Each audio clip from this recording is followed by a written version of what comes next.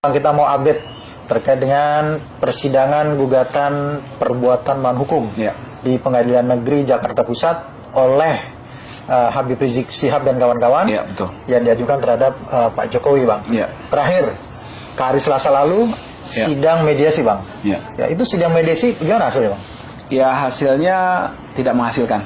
Tidak menghasilkan karena yang bersangkutan tidak juga sampai mediasi terakhir itu menunjukkan kuasa bahwa dia adalah kuasa dari Pak Jokowi untuk khusus masalah mediasi ini. Oke, berarti yang kemarin datang? Ya datang, cuma mereka berarti kuasa umum masih dengan kuasa tergugat juga, gitu kuasa tergugat. Jadi bukan kuasa khusus untuk mediasi. Nah, kemudian juga tidak memberikan tanggapan atas usulan perdamaian yang kita sampaikan. Itu yang sudah saya ulas di podcast sebelumnya ya. Ya, jadi ada usulan yang sudah disampaikan oleh pihak penggugat. Nah, pada sidang kemarin pihak tergugat tidak memberikan tanggapan.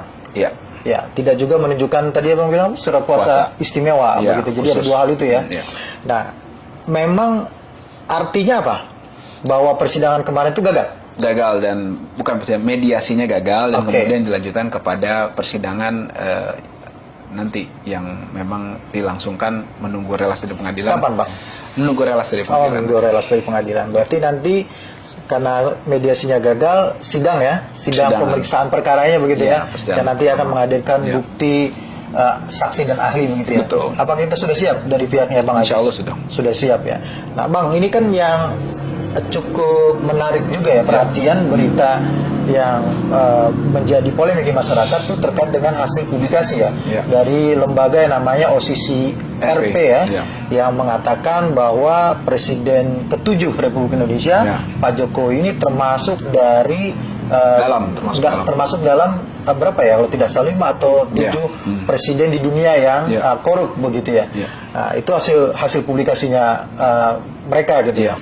Nah, jadi pertanyaan adalah, ini kan satu sisi Habib Rizik Syihab dan kawan-kawan ini kan mengajukan gugatan terkait dengan dugaan rangkaian kebohongan begitu yang dilakukan oleh Pak Jokowi selama beliau menjadi calon gubernur, calon presiden begitu ya. Nah, apakah hasil publikasi ini ada kaitannya, Bang, dengan dalil-dalil gugatannya Habib Rizik Syihab dan kawan-kawan? Iya, tentu saja ada, Mas Heri. Jadi gini, gugatan kita itu kan mencantumkan dugaan-dugaan kebohongan yang diduga dilakukan oleh Pak Joko Widodo sewaktu dia mencalonkan sebagai gubernur dan juga mencalonkan sebagai presiden saat itu.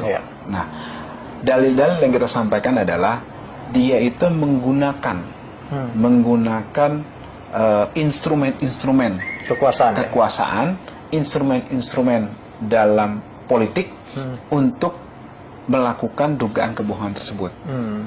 Dan korupsi itu tidak bisa secara ansih diartikan hanya permasalahan uang, permasalahan dana, permasalahan anggaran yang kemudian tidak digunakan sebagaimana mestinya. Enggak, korupsi itu luas.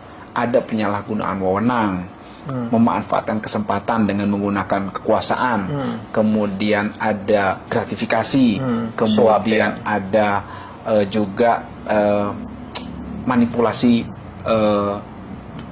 kekuasaan yang dimana segala hal tadi itu menguntungkan dia atau kroninya atau golongannya atau kelompoknya dan juga merugikan negara.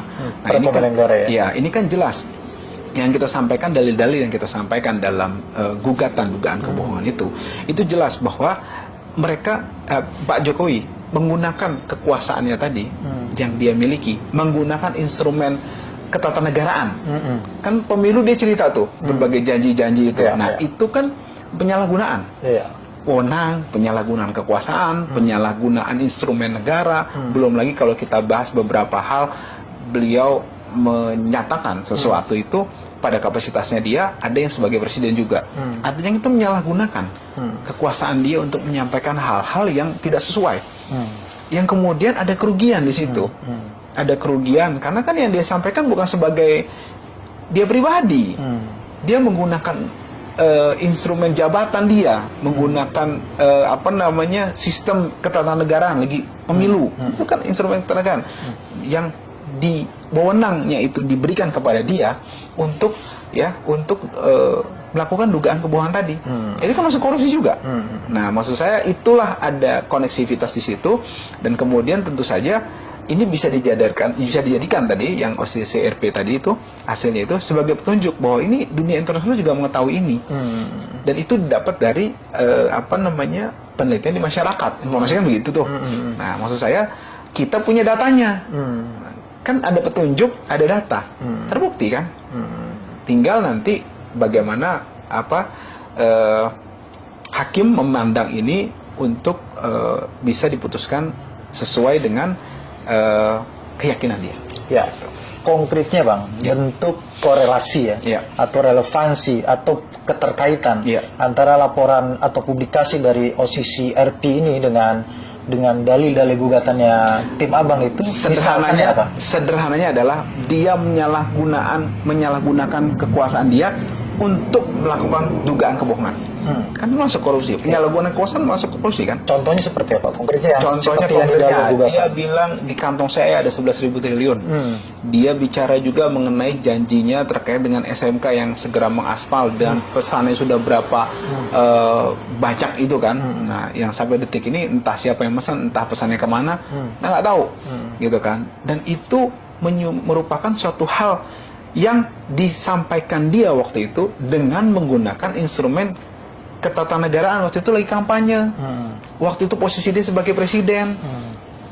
Kan itu namanya menyalahgunakan wewenang, menyalahgunakan instrumen negara, instrumen politik. Nah, ini menurut saya hal yang masuk kategori korupsi tadi. Termasuk juga hutang negara? Iya, tentu saja. Hutang negara itu kan muncul ketika dia menjadi presiden, yang kita bahas di gugatan ya, maksud saya. Nah, muncul kepada